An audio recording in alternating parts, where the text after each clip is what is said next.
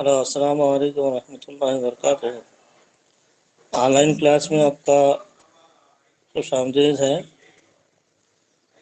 ہم جمعرات کے دن پورا ہمارا سلیبس ختم ہو چکا تھا، پھر اور ایک مرتبہ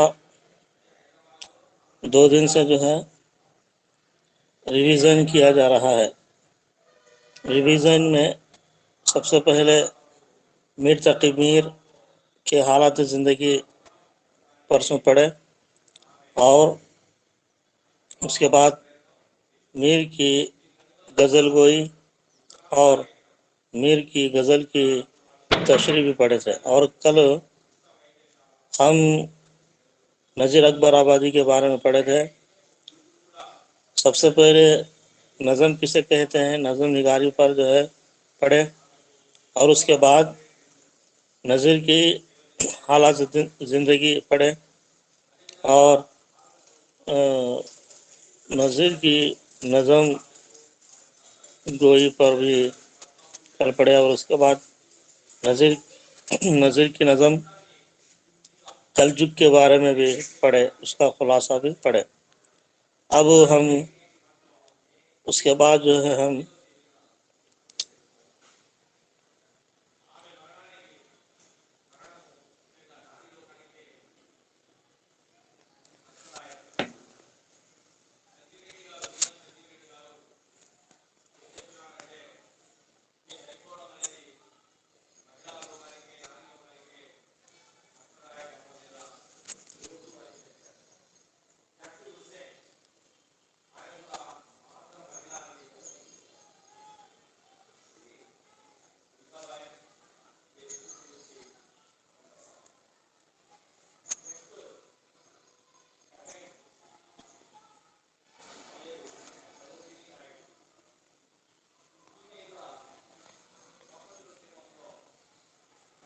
عزیز طلبہ و طالبات، آج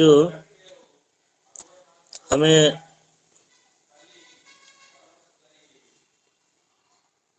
ایک مرزا اسد اللہ خان غالب کے بارے میں پڑھیں گے۔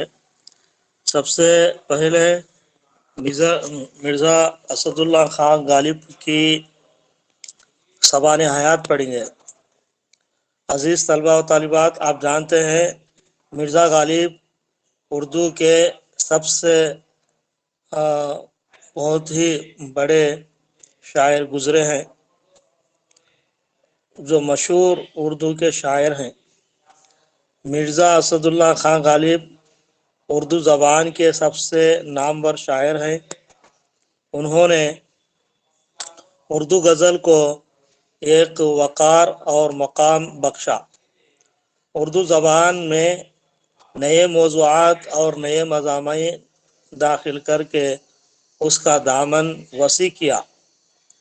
مرزا غالب کا نام اسد اللہ بیگ خان تھا۔ مرزا کا نام، اصل نام مرزا اسد اللہ خان غالب تھا۔ غالب ان کا نام، اصل نام جو ہے مرزا اسد اللہ بیگ خان تھا۔ باپ کا نام عبداللہ بیگ تھا۔ آپ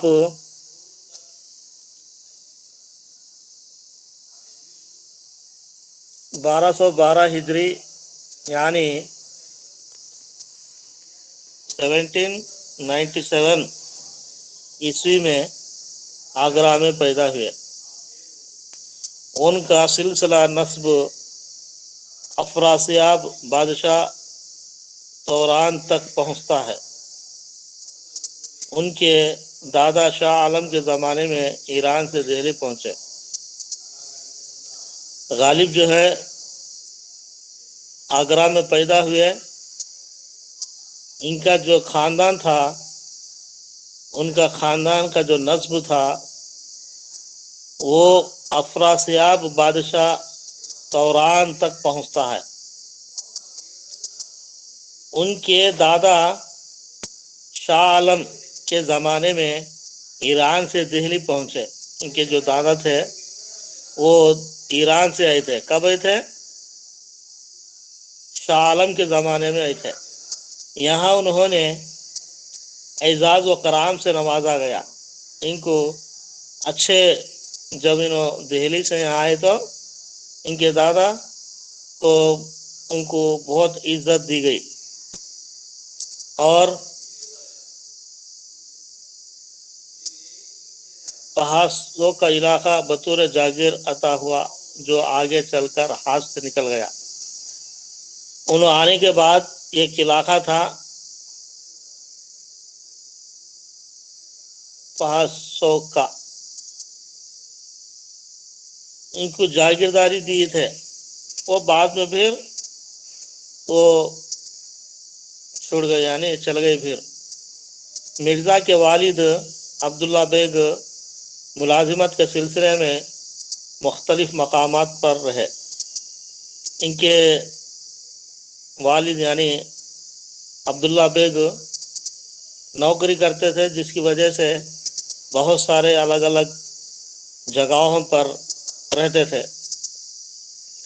आखिरकार राजा बख्तार सिंह के मुलाजिम हुए और लास्ट में इनके एक लास्ट में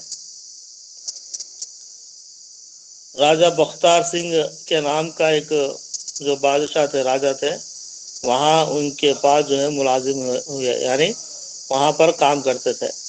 1801 ईस्वी में किसी लड़ाई में मारे गए। 1801 में इनके वालिद साहब जो है अब्दुल्ला बेग एक लड़ाई में जो है मारे गए ना, यानी इनको मार डाले लड़ाई में। गालिब बचपन ही में यतीम हो गए थे। बाप के मरने की वजह से यतीम हो गए थे। उनकी परवरिश उनके चाचा मिर्जा नसरुल्लाह बेग ने की। इनकी परवरिश जो है, मिर्जा गालिब की परवरिश उनके एक चाचा थे जिनका नाम मिर्जा नसरुल्लाह बेग थे, उन्होंने करे इनकी परवरिश।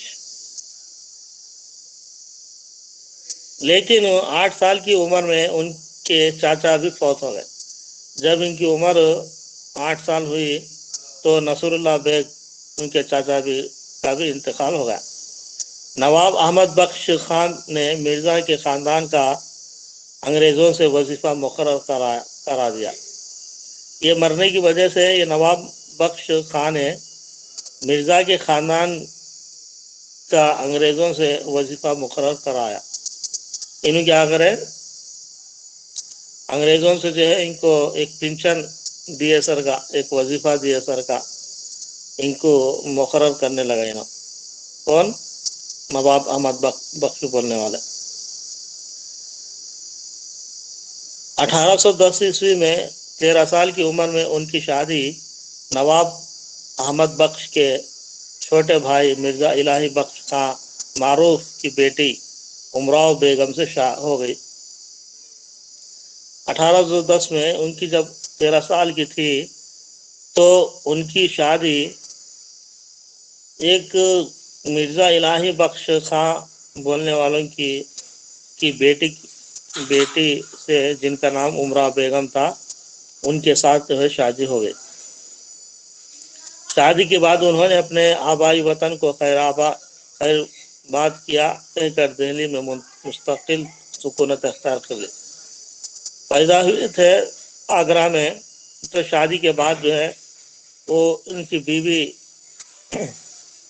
दिल्ली के रहने वाले थे, जिसकी वजह से इन्होंने आगरा छोड़कर दिल्ली चले गए। अब आखिरी जिंदगी तक जो है दिल्ली में ही रहे। शादी के बाद मिर्जा के अखराजात बढ़ गए और मखरूज हो गए। शादी के बाद जो है खर्चे बहुत हो गए और उसके साथ जो है उधार भी लेने लगे, मखरूज भी हो गए। उस दौरान में उन्हें माली मुश्किलात का सामना करना पड़ा, जिसकी वजह से फाइनेंशियल प्रॉब्लम जो है बहुत आ गए इनको, और कर्ज का बोझ जो मजीद बढ़ने लगा।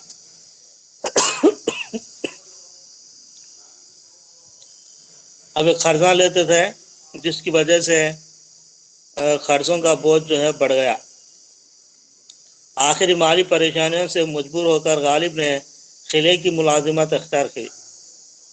اب وہ مالی مشکلات، فائنانشیل پرابلم بہت ہو گئے، جس کی وجہ سے انہوں کیا کرے، ایک قلعے میں ایک کام دیکھ لیا۔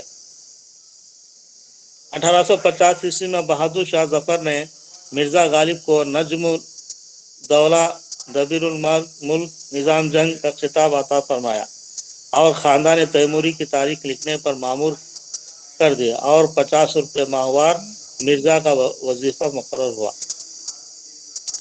1850 میں جب انہوں بہت فیمس ہو گئے تھے اردو شاعری کی وجہ سے، تو جس کی وجہ سے 1850 میں بہادر شاہ ظفر جو ہے مرزا غالب کو نجم الدولہ دبیر الملک نظام جنگ کا خطاب عطا کیا، اور ان کو خاندان تیموری یعنی تیمور خاندان کا ہسٹری لکھنے کے واسطے ان کو بتائے،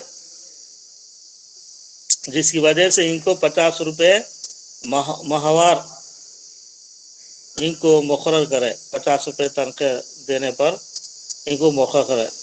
مرزا کا وظیفہ مقرر ہوا۔ جنگ آزادی کے بعد مرزا کی سرکاری پنشن بھی بند ہو گئی۔ جنگ آزادی کے بعد جب 1857 میں جنگ آزادی کی لڑائی ہوئی تو انگریز ان کی پنشن آتی تھی، جو محمد بخش جو دلوائے تھے پنشن، وہ پنشن جو ہے بند ہو گئی۔ چنانچہ انقلاب 1857 کے بعد مرزا نے نواب یوسف علی خان والی رامپور کو امداد کے لیے لکھا، انہوں نے 100 روپے ماہوار وظیفہ مقرر کر دیا۔ اب اس کے بعد ان کے ایک شاگرد تھے وہ رامپور یوسف علی خان والی رامپور کو امداد کے واسطے جو ہے ان کو ایک خط لکھے، تو وہ نواب یوسف علی خان کیا کرے، ان کو مہینہ 100 روپے مقرر کرے دینے کے واسطے، جو مرزا کو تعدم حیات ملتا رہا۔ ان کے انتقال تک وہ مہینہ 100 روپے ملتا تھا۔ غالب کو اپنے حسب و نصب اور شاعرانہ رتبے دونوں پر ناز تھا۔ ان کو حسب نصب پر ان کا یعنی ان کے خاندان کی وجہ سے اور شاعری کی وجہ سے یہ دونوں پر جو ہے بہت فخر کرتے تھے، بہت ناز تھا ان کو۔ وہ شاہانہ زندگی کے خواہش مند تھے، وہ اچھی زندگی گزارنے کے واسطے، لگژری لائف زندگی گزارنے کے واسطے بہت چاہتے تھے۔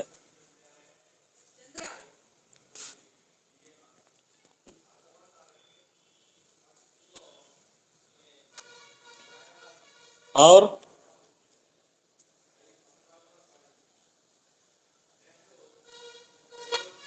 مگر ان کی آرزو پوری نہیں ہوئی۔ آخر عمر میں ان کی صحت بالکل تباہ ہو گئی، مرنے سے پہلے بے ہوش اتاری رہی، اور اسی حالت میں ان کا انتقال ہو گیا۔ تو یہ تھا مرزا اسد اللہ خان غالب کے حیات زندگی۔ اس کے بعد ہم غالب کی غزل گوئی پڑھیں گے۔ غالب بنیادی طور پر غزل کے شاعر ہیں۔ اس صنف کو انہوں نے زمین سے آسمان پر پہنچا دیا۔ اسی صنف کی بدولت انہیں حیات جاوداں نصیب ہوئی۔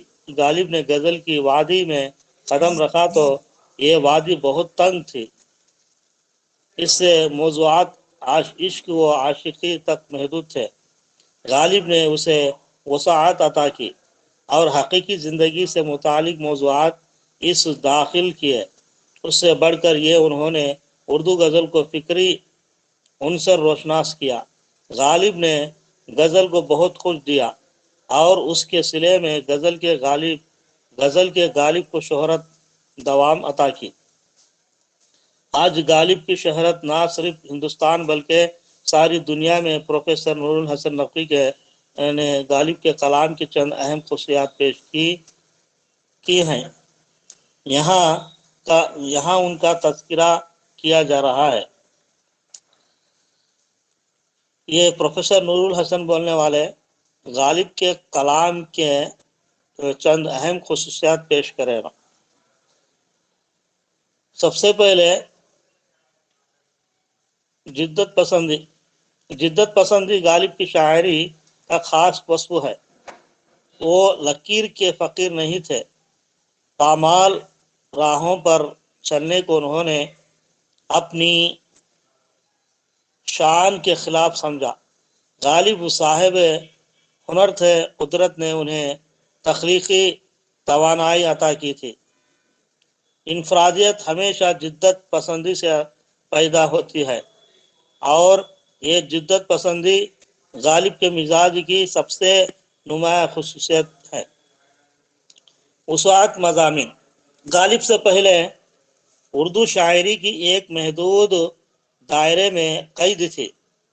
غالب نے اردو شاعری کو اس تنگ نائے سے باہر نکالا اور ساتھ وسعت عطا کی۔ غالب نے زندگی کو بہت نزدیک سے دیکھا اور ہر رنگ میں دیکھا۔ اپنی زندگی کے نشیب و افراز، عالم اور مصائب اور خوشگوار کیفیتوں کو اپنی شاعری میں بڑی شاعرانہ نزاکتوں کے ساتھ پیش کر دیا۔ غالب نے اردو شاعری کو عشق و عاشق کے دائرے سے نکالا اور اسے کھلی مضامین سانس لینا سکھایا اور اسے پوری زندگی کا ترجمان بنا دیا۔ عشقیہ شاعری غالب غزل کے شاعر ہیں، اور غزل داخلی صنف سخن ہے۔ دل پر گزری ہوئی واردات اس لیے سب سے زیادہ موزوں ہے، اور عشق و واردات ہے جو ہر دل پر کبھی نہ کبھی گزر کے رہتی ہے۔ غزل کے شاعر کا اس موضوع پر مائل ہونا بالکل فطری بات ہے۔ غالب نے شعر کہنے شروع کیے تو لام محالہ حسن و عشق ہی ان کا خاص موضوع تھا۔ پہلے فارسی میں انہوں نے عشقیہ شاعری کی، اسی کے زیر سایہ اردو کی عشقیہ شاعری نے جنم لیا تھا۔ غالب کی ابتدائی دور کی شاعری میں عشق کا روایتی انداز ملتا ہے، لیکن غالب نے عشق کی فرضی اور خیالی دنیا سے باہر نکالا، اس میں اصلیت و واقعیت کا رنگ بھرا اور عشق کی ایک قابل یقین تصویر پیش کر دی۔ غالب کی عشقیہ شاعری کی ایک خاص بات یہ ہے کہ ان کا محبوب کسی خیالی دنیا کا حسین نہیں، اصلی دنیا کا گوشت پوشت کا انسان ہے۔ اس میں کمزوریاں بھی ہیں، ایسا نہیں کہ وہ حور بہشتی کی طرح بے مثال ہو۔ اس کا حسن بتاؤ سنگار کا محتاج ہے۔ شوخی ظرافت نے ان کی عشقیہ شاعری کو چار چاند لگا دیے ہیں۔ چند اشعار ملاحظہ ہوں۔ جمع کرتے ہو کیوں رقیبوں کو، ایک تماشا ہوا گلا نہ ہوا۔ کتنے شیریں ہیں تیرے لب کے رقیب، گالیاں کھا کے بے مزہ نہ ہوا۔ عشق پر زور نہیں ہے، یہ وہ آتش غالب کے لگائے نہ لگے اور بجھائے نہ بنے۔ تصوف غالب نے تصوف کے مضامین کو بہت دلکش انداز پیرائے میں ادا کیے ہیں۔ ان میں زیادہ تر مضامین فلسفہ و وحدت الوجود سے متعلق ہیں۔ اس فلسفے کا مطلب یہ ہے کہ پوری کائنات میں صرف اللہ تعالیٰ کی واحد ذات ایسی ہے جو معتبر ہے۔ بس ایک حقیقی ذات تو یہی ہے، باقی سب کی پرچھائیاں ہے، اس کی کوئی حقیقت نہیں۔ غالب کی زندگی مصائب و عالم غموں اور دکھوں سے پر تھی۔ انہوں نے ہر درد کو سہا اور ہر غم پر ہنستے رہے، کیونکہ انہیں یقین تھا کہ جس طرح دنیا فنا ہونے والی ہے، اسی طرح یہ مصائب بھی ختم ہو جائیں گے۔ یہ خیال ان کا تصوف ہی سے ملا۔ غالب کا مشہور شعر یہ ہے، یہ مسائل تصوف یہ تیرا بیان غالب، تجھے ہم ولی سمجھتے جو نہ بادہ خوار ہوتا۔ فلسفیانہ انداز۔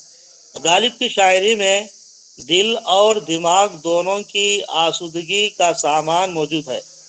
پروفیسر آل احمد سرور کہتے ہیں، غالب سے پہلے اردو شاعری دل والوں کی دنیا تھی۔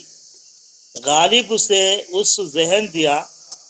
غالب گرچہ کوئی عظیم فلسفی اور مفکر نہیں تھے، ان کی شاعری میں نہ درس اخلاق ہے، نہ فلسفہ اور نہ پیغام۔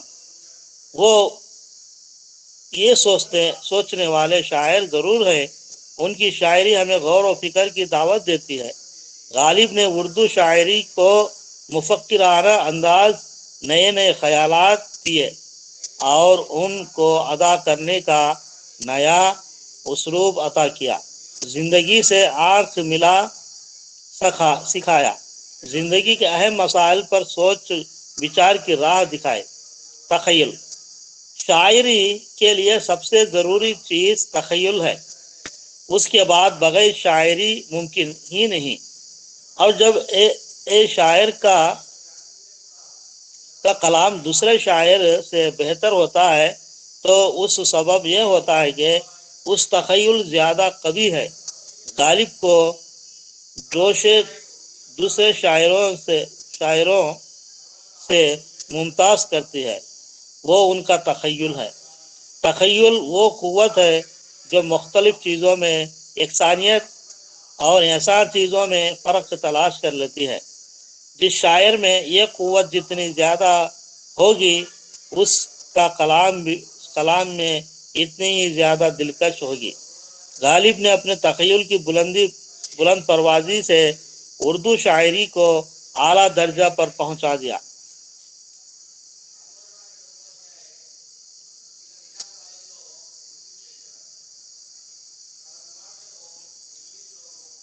یہ رفع تخیل لا کرشمہ ہے کہ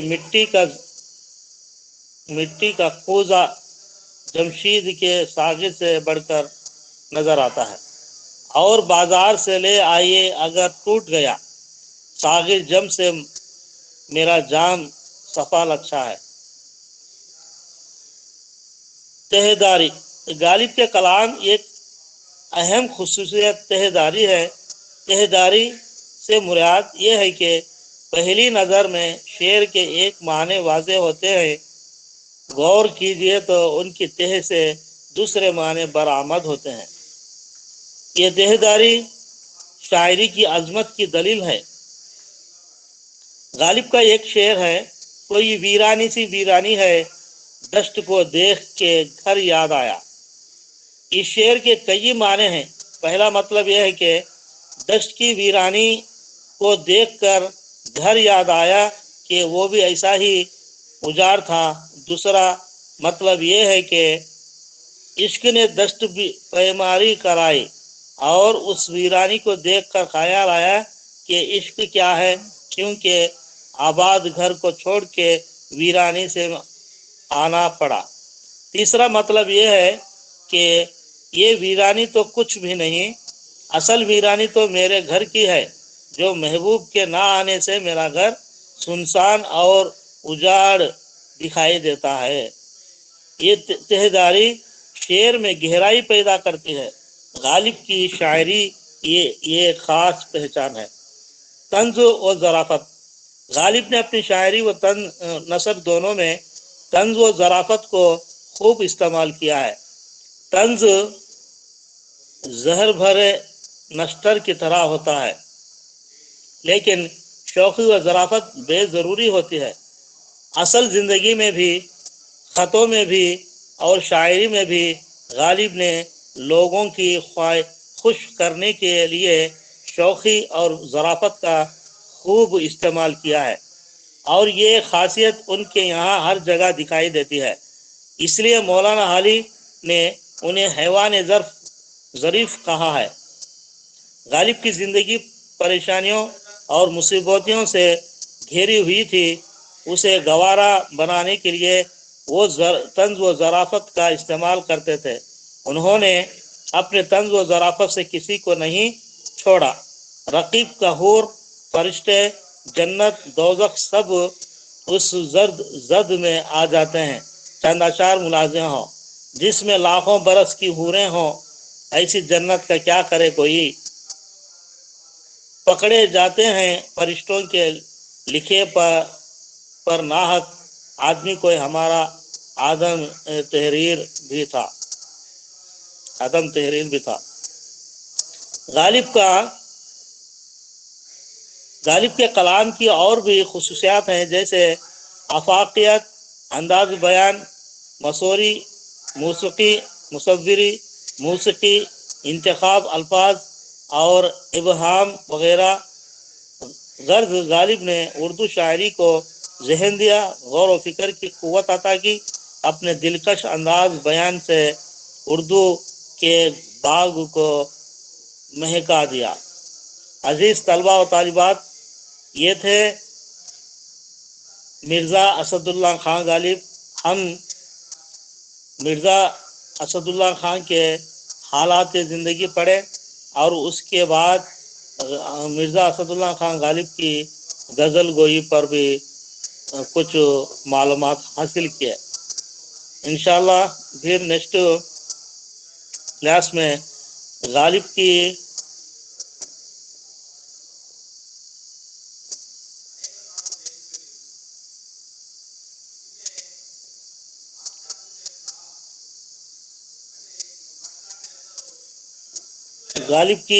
गज़ल के बारे में भी पढ़ेंगे इंशाअल्लाह। हमें यहाँ पर ख़त्म होता है। खुदा हाफिज़।